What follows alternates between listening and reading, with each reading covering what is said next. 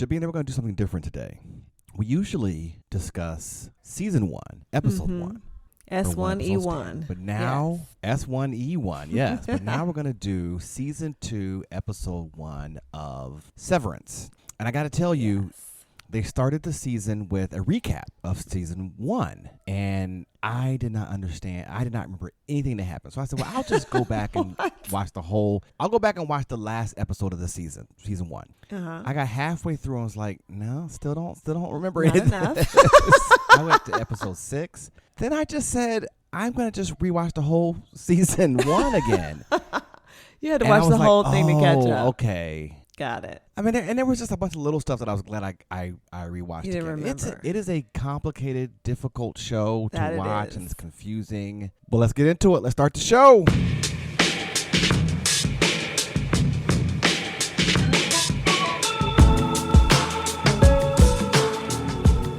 Hey everyone, I am Luther Palmer, and this is One Episode Stand, a podcast that helps you figure out what to watch and what to skip. And I'm Jobina Scott. We check out the very first episode of a new streaming show, just one episode, and then we talk about it. You already know about one night stands. Well, this is like that, but for TV shows. Jobina, we usually ask you what other shows you're watching, but we need to do a little bit of a reset here with this show. So we're going to talk about season 1 really quick. I guess to summarize season 1, I would say it's about this guy. Is it Mark H or Mark S? I don't know. Mark S. Mark S. He works for this shady company that uses this technology to effectively sever the connection between your work self and your home self, such that your work self has no knowledge of your home life. And your home self has no knowledge of what you're doing at work, who you're friends with at work, who your bosses are at work. And the conflict is that your home self chooses to go to work every day, but your work self cannot communicate with your home self what they're actually doing at work, or that they no longer want to be doing it. Like that's the concept. Premise of the show. There's a lot of other stuff going on. What would you say though that the show was really about? Like that's the plot, right? But what are they really? What did you really get out of season 1? I mean, what I got out of season 1 is first this idea that there is something to a separation between your work and home self. I mean, people do it anyway. They don't do it with, some medical procedure. But I mean, even my daughter was listening to me on a Zoom call and she goes, "Mommy, why are you talking like that?" And I was like, "What do you mean?" I was like, "What do you mean?" And she was like, "What voice are you using?" And I was like, Right. "Oh," she was like, "That doesn't sound like your voice at home." And I'm like, "Oh yeah." Like there really are two versions of us, whether we know about it or not. Did she say you're not screaming at them like you're screaming? No, that is not what she said. But yeah, I mean, so we do it anyway. You sound so much more calm. She's just like, "You're so nice." Right. That is not what she said. So we do it anyway. But then there's this idea that these people chose this, many of them, because their home lives were really painful. Like Mark S., we find out in the first season that his wife died. And so in order to avoid facing the pain of that day Shortly after before, day, right? all day. He decides, I'm going to be severed. So at work, I don't have to think about this incredible loss. So part of it is also about escaping reality, which, some people do at work. Some people are doing in their life. I mean, I don't know. I think there's this escapism theme that definitely comes through. So it's interesting that, you made a good point about we have a work self, we have our home self, we have I am a son, I am a father, I am a friend, and one of the things I think technology is going to force us to reconcile is who are we? Who am I? Because a lot of people, I remember when Facebook came out, people had this Facebook persona. And I had this friend who was posting religious stuff all the time. Mind you, when I'm around this person, they're never talking about religious things. He's not talking about the Lord. Right. It was what is going on here? So there's this sense that technology is allowing us to be different things to different people. And who really am I? And in the show, the people that were the work people were called the innies because they were inside the job. and the And then you're alpha people were the outie. outies, and it was like the outies kept saying like, I'm the real person. Like the innie, you're not It's the real not person. the real me. But Yeah. the innie is like, I'm actually here. Like I exist. I Like exist, I'm right. actually you. I'm a version of you. Yeah. Or am I a version of you? Like, are we one? Are we two? Like, it was very interesting. Those kind of things came up. Well, and I think it's actually like, it's okay. It's okay that there are different versions of like this to me also made me think about the whole, like bring your whole self to work thing. And we have talked about this ad nauseum. Yes. Like nobody Right. wants your whole self at work. It's work. No, we don't want your whole self. They don't want all of you. They want the part of you that gets stuff done. Like that's the part they Right. want. You don't need to bring everything Right. to work. It's okay. Like it's okay to Right. have different nuanced versions of yourself in different circumstances with different people. Like bring just enough of yourself that you're stable, right? Like I don't just be Right. worker We don't want to bee, be but, worried like, about you. Right? just bring enough that I don't have to worry. Exactly, I don't have to worry about Yeah, we you. don't want to worry about you. The other thing you talked about escapism. I want to touch on that because there's this sense that to what lengths will we go to escape reality, right? And These were great these lengths. were drastic lengths. Yes, they were. And there was some outside critique. There were some protesters who were like, this isn't natural, this isn't right. And the main person was like, no, I need this. Like, I need to escape. So that was interesting. Sometimes we do more harm in escapism than we do if we had just faced what we were afraid to face. That's true. I mean, I will say, though, of myself, like sometimes my work is an escape from like challenges that are bigger and less. I mean, they're just harder to approach. Like at work, I know how to solve problems. Right. I definitely have For sure. challenges, Yeah. but it is just more, Yeah. it feels more cut and dry. It feels more, Interesting. it just feels less unwieldy than life challenges. So I feel like work can be an escape. And people throw themselves into work all the time Right. when they're in pain. They're Yeah. suffering. Their Yeah. personal life is difficult. They can throw themselves into work as an escape. And I definitely can see that I do that sometimes. Okay, so that's our recap of season 1. Yeah. Let's talk about the facts of season 2. Like, what do we look? Where is it? Okay, here are the facts. It's on Apple TV. Yes, I made it there. I have my password, at least on one device. I am watching on the phone because, that's the only place that the password is saved. But it's on Apple TV. Wait, Jobina. So I today was like, let me just watch a few scenes of episode 1 of season 2 again on my computer. Yeah. And Apple TV has an app for Windows, right? Okay. And it's very wide. Like, when you go to the theater, It's the same. and you have yeah. this really, really wide view. Mhm. I didn't get that perspective on my phone. So I don't know what was going on there, but it's very cinematic on Apple TV, which was interesting. Okay, now if I can remember my password, I can experience that. But in the meantime, I watched it on my phone.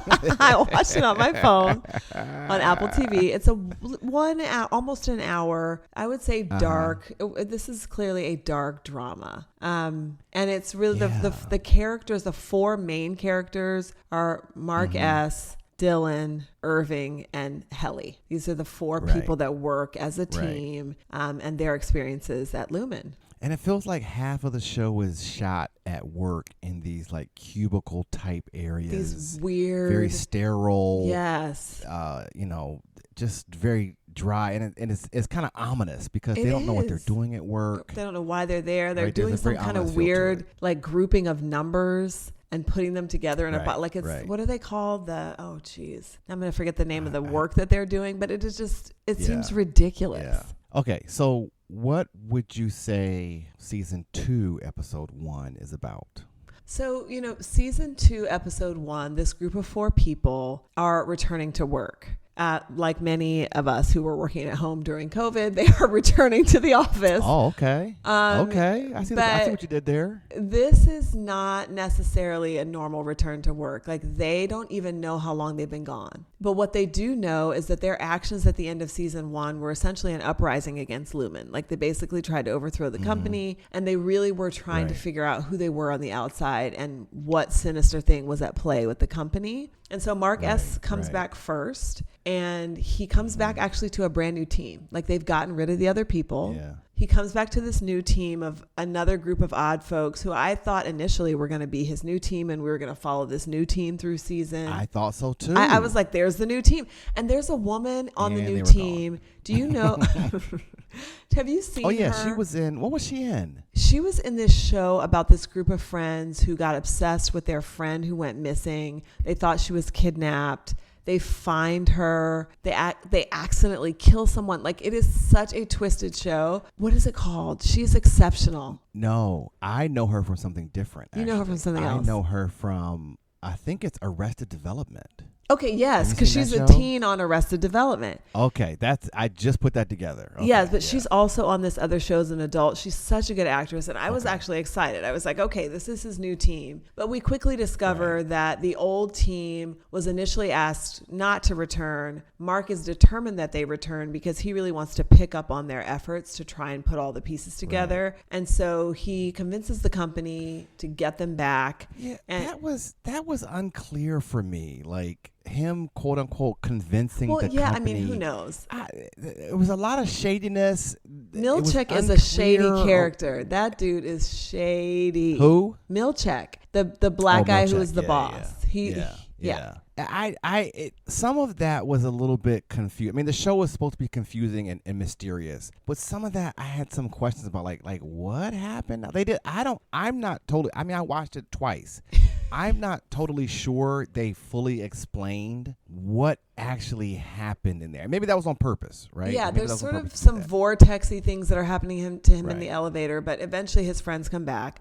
The other team is let go and they start to work again, but this is like the kinder, gentler Lumen. Like the scene where they're watching the video about the uprising, and how it's like the talking office building and the weird cartoons, and it's just creepy. So strange. It's super creepy. It's all very creepy. It's so creepy, including the girl who's working there, and she's a child, and they're like, this is Miss Wong or whatever her name is, and she's their supervisor. It's so strange. Yeah. She's what, 9 years old, something like that? She's 9. Yes. 9. So what was this episode really about then? Like we kind of talked about this is the return. Like, what were they really showing us in this episode?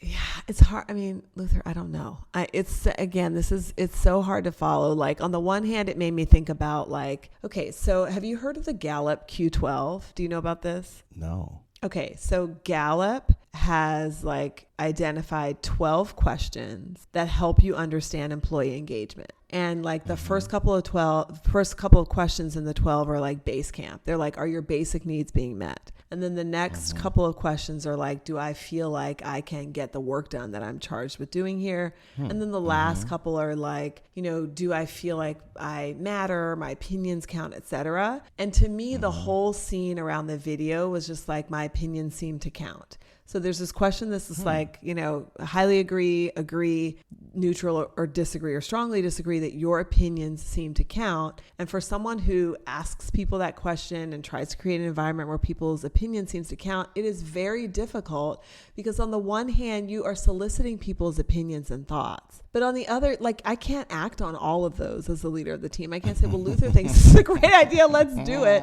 And for a lot of people, their opinions being heard are not enough for them to feel like their opinions count. Yeah. So the whole weird scene with the Lumen video, it was like, your opinions count, guys. Like, you did an uprising. Yeah. We didn't like it, but we learned something. And as a result, like, here, we're going to give you this weird balloon bouquet. And like, we're going to do these weird, like, it's just this nicer Lumen because we want you to understand that your opinions count, even though we're still doing something very sinister in this workplace to you. Yeah, and we're still not going to tell you what you're. We're not going to tell you what it is. None of them had a sense of what they were doing. They would go into rooms and see like goats being like herded. No, it's so strange. It was unclear, right? Yeah. But to me, this scene, because at the end of episode 1, it's kind of like, okay, we're all back. Like, we're all back. Teams, four of us, teams we're back together again. And I just felt like this was business as usual after all what would be considered trauma. And I thought about the Catholic Church. Remember, the Catholic Church had the big, as if you could forget, right? The big sexual abuse scandal, and they were moving priests and not telling the authorities and all this stuff. And then it just seemed like it was just back to business as usual. Like, I don't read. I don't know that there was a huge fall off reckoning of of any membership from kind. Catholicism. Like they just went back to work. It was like this thing happened, back to work, and I got that sense from this. And this happens actually when I was a professor. We went on strike, and we had like the second longest academic strike in the history of the United States. What? When we went back to work, it was just like business as usual. Everybody. Like, there was no reconciliation because some faculty chose not to strike, some did strike, so there was some bitterness, but no one ever talked about it. No one ever mentioned it. No one ever brought us together and said, hey, like, here's a space for you to share your feelings. It was just like, okay, we're back, business as usual. And I think it just, I was unsatisfied with the way they returned back to business without actually having their issues really addressed. But I think that this is my guess, projecting into the future of the series. I think that they are also pretending. Like, part of why Mark S wanted them to all come back is so they could figure out what the heck is going on. So they are playing along with Lumen to try and get it all figured out. Have you heard of this term called hyper-normalization? No. It was, man, I got to think of the context. There was a guy in Russia who talked about, this is such a tangent. He talked about when the Soviet Union was falling, right? Before it was Russia, like when it was the Soviet Union, and it was collapsing. He talked about how everyone knew it was collapsing, but no one talked about it collapsing. And there was this, and he coined this term hypernormalization to talk about this idea that because no one had an alternative or saw a pathway to something different, everyone just had to pretend that what they were doing was the right thing. And that everything's fine. Have you seen that meme where there's like the building's on fire and there's kids in there like everything's fine? Everything's fine. Yeah. It feels like a lot of that is happening in America today. Yes, I was going to say, wow, seems really. And I think we talk about little things, but like structurally, in the something's not on the right. aggregate, this is really awful. And like democracy is falling, and we're sort of talking about, you're absolutely right, in little bits and pieces, but rolling it all together and saying, what is happening here and what are we going to do about it? That is not occurring. Because I don't think anyone has any answers. And I think I remember too, another tangent, Andrew Yang, remember he ran for president and he was talking about AI, and no one wanted to talk about AI. And he was like, hello, AI is coming. We have to do something about it. We have to pass laws or, legislate, figure out how to manage it. No one to talk about it. Everyone's like, everything's fine. Don't worry about it. And now we're seeing AI coming down the pipe, and they still didn't, in 2024, no, the presidential candidates never talked about AI. I didn't hear them talk about AI. Not at all. And it's like, why are we all pretending? Like, what is going on here? Okay, wait, this is now, talk about a tangent. Did you hear that the Secretary of Education, Linda McMahon, called AI A1 at a Yes, I heard that. I heard her call it A1. A1 can really help these that kids. Is not, and then wait, that is not typical. It's so funny. Then there's like this follow-up video of all these kids, and they hand them a bottle of A1 steak sauce, and they're like, "It's for school," and the kids are like, "What is this?" And they're like, "It's for school. What are you going to do with it?" And one kid just is like, gives it back. He's like, "Here, take this." It's hilarious. But yeah, A1 is for school. Right. So the other thing that came up in this episode again is this notion of the board. And the board is represented by this box, like this speakerphone kind of intercom, like an intercom box. So well done. And I remember when, I guess in the last 10 years, people have been really critical of corporate CEOs. And I remember the pushback to that was, well, the CEOs are just doing what the board wants them to do. Like the CEOs are powerless.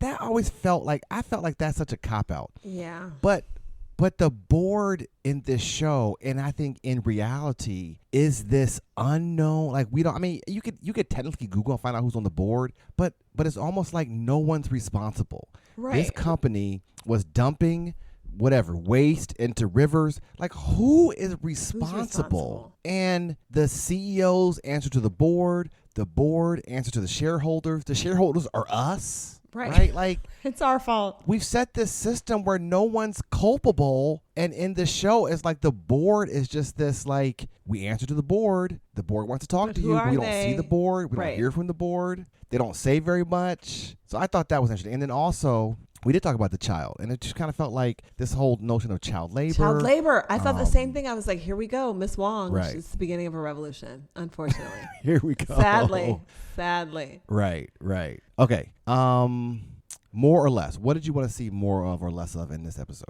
I want more of every mind-bending turn of this show. I loved you're in on it. I am in. I binged season 1. I loved it. Is his name Adam? What is his real name? Adam Smith, maybe, who plays Mark S. He is so good. He's so good. He has like this. He has such an awkward kind of way and look about him that just makes it's like every man. It's every like man look. Yes, and it just makes his characters so believable. Like I love every character. I love Irving. I love Dylan. I love Helly. Like they're all so interesting. I just want more of the whole thing. Like I want to see everything about Lumen. I want to understand the craziness of the company. I actually want to figure out what the heck they're doing. What are they doing? Like that's what I want to know. What are you doing? What are they doing? What are you all doing? Do you think they're going to tell us? Do you think they're going to just go into season 6, it would be 6, great 7, for them 8, to just 9, end. Yeah, like not tell us till the very end what they're doing. And then at the end of season 11, they're going to be like, "Oh, it was all a dream," or now that I would be pissed. If it was all a dream, forget it. I'd be so angry that I wasted this much time. But I really do want to know what they're doing. What do I want to see more or less of? I want to see. So there's what happens is the Mark S that's on the outside and the Mark S on the inside are different in some ways, but very similar in some ways. And I think that's very interesting to see these. You could kind of see how the same mind goes in different places depending upon the setting. And I think that's a very compelling thing that I have not seen before. And I like that you said he's an everyman because he is probably the one character that is the most like his innie and outie are most alike. Like if you think about Helly, Helly's outie could not be more different. Yeah. Dylan's outie could not be more different. And same with Irving. Like Irving's outie is like this artist and he is just this weird, kooky work guy. And so like they're all very different from their outies except for Mark. I mean, it's almost like I'm just not thinking about this for the first time. If Luther P existed, like starting today in a work environment like that, right? Like how would our lives divert? Because when they wake up as innies for the first time, they don't know their name. They don't know where they're from. They don't know their parents. So they build their own understanding life, of, right? Based upon the context which is around them, which is a very different context than what exists in the outside world. Yeah. And like, I'm curious if I would have the same. So I talk all the time about leaving religion, right? And this like, I'm a seeker. Like I always want to know and want to challenge authority and I wonder if I would be different. Maybe you'd be super compliant and like the head of the Christian work group. Yeah. Right. Okay. Marry, kill, one night stand. I'm going to start you out. I want you to take a breath. Oh, dear. Oh, Lord. Because I want to ask you about Mr. Milchick. No. Mr. Milchick is getting a knife in the back. No way. He's not. Jobina, he's just a guy trying to pay the bills at work. He is not attractive to me in any way. No. And I'm sure, I actually saw him giving an interview on Colbert. And he was not dressed like Milchick, but everything else was exactly the same. Like his padded out fro, which I just don't, it's not my favorite. I don't know. I just, No. I mean, you could tell he works out, but he's, no, I'm sorry. Right. Milchick. I'm sorry, Milchick. Okay, no. Okay. Well, and unfortunately the only woman I think I can give you is Helly. Okay. Are we talking about any Helly or outie Helly? I'm going to say any Helly. Oh, I would marry any Helly. Oh, man. I'm all into her for sure. Yes. Oh, Mary. Okay. With a big yes. Matter of fact, let me change my answer to more. When we talk about more or less, I want to see more of Helly. More of Helly. I just like her. For some reason, she just has a likable demeanor and face, and yeah, she was on Kimmel, and she had on like such a cool dress. Like you can tell she's just cool. Like I like her too. She's they really cast the right woman. All right, I think we did all the things. Anything else you want to say about the show? I love it. I'm gonna watch every bit of it. I mean, I know you didn't ask me yet, but I love it. Right.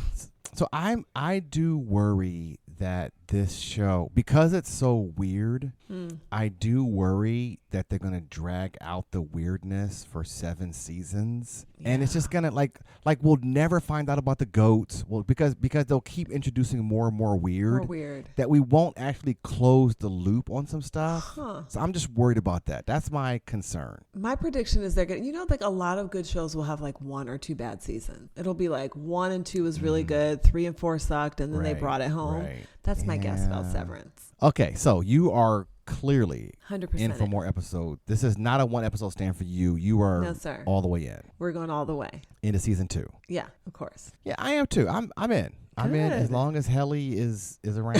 I'm around. Like she's in most of the scenes. Jobina, you know what we didn't discuss? These innies, the people that were like the work selves, were they just expected not to have romantic interaction, like no sex, no intimacy? Because like there was no space for that. Yeah. And I don't. Yeah. How could a company expect, because like wasn't Mark S working for them for like 2 years? Yes. And they were like, there's no office romance. You are completely asexual. You're in this pod of people and you all just do your work. But that doesn't make sense though, right? Like that doesn't. Yeah, I mean, it does. Like I'm trying to figure out what world they thought that was going to actually work. Well, then that makes me think about like the severing process. Like, is there, like, did they think they were doing something in the brain that would wire these folks to be exclusively focused on work? But they never discussed it, right? Like if that was the case, we have no context. Come up at some point to be like, oh, and he's wanting sexual relations, which means the algorithm wasn't working. Like, no, they just didn't address it. They didn't address it. There's been this talk of a manned trip to Mars. And it takes 9 months to get to Mars, right? So I've always thought like 9 months there, 9 months back, couple years there. Who am I going with? Like I'm not trying to be on a Mars mission with 8 dudes. Like you might be. That's unacceptable to me. Like I think even NASA would have a contingency. Oh, you heard about these astronauts that got stuck in space? Yes. It was wild. Like they came back looking. You know how long the original trip was supposed to be? Really traumatized. Yeah, a few days. It was supposed to be 1 week. Wow. And they were there 9 months like after later. The first month, I'd be like, hey, how you doing? Dr. So-and-so, you're She was looking worse to us, but better to you. Right. She could look better every day. That was a weird part of the story. The other thing, Jobina, did you get religious vibes from the way that they were talking 100%. about the founder of this company? What was his name? Keir? About Keir. So Keir's the founder, and they're like, praise Keir, hail Keir. Like, it's definitely, he's been deified, definitely religious vibes. I was like, this is very cult-like, friends. Like, you're moving in that direction. I was trying to see if there were other religious parallels, like thinking about your church self and your home self, right? Like we come from a church tradition where like you weren't supposed to. Yeah, your church self needed to be caffeine. all the way You weren't holy, supposed to drink all coffee. The way. Yeah, you weren't supposed to eat meat. So like your church self was like, nope, I'm a vegetarian. But people were clearly at home. They were jamming on me. Right. I didn't want to look too far for the religious themes because I didn't know if they were really leaning into that or they were just kind of poking the bear. I think maybe a little bit of poking the bear, but it was like it's even obvious. The handbook that was talking about, they were referencing the handbook and it was kind of Bible in the way that they regarded it. So that was interesting. It was another variable in the recipe for strange. Right. But see, this is also gets to this point of, are they just throwing things at us? I mean, just possibly. is it like, are these things going to be part of the story? Like the whole thing with the sheep. This is what you're saying before. The Or goats. the goats. I mean, if we get into sheep and goats, we're all the way in the religious category. I think.